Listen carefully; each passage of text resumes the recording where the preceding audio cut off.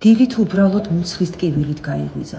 გამაყუჩებელი მიიღო და ეგონა რომ გაუღვიდა, მაგრამ ტკივილი არ გაქრა. იმ ღამეს იყო სასწრაფო, საავადმყოფო, პანკრეატიტი, ჟანგბადის უკმარისობა.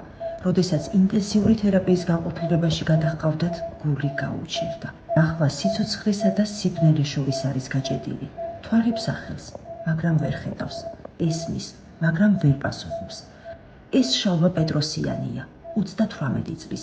უბრალო მშრომელი ადამიანი, რომელიც ყოველთვის იბრძოდა, არასდროს ზუზუნებდა.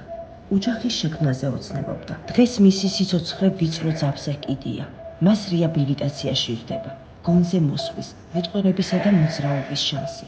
მან ერთხელ უკვე დაამარცხა სიკვდილი და ამის გაკეთება ისევ შეუძლია თუ დავეხმარებით. ზოგჯერ ერთი კეთილი ქმედება ბედის წერაზე ძლიერია. დაეხმარეთ შალვას და უბრუნდეს სიცოცხლეს.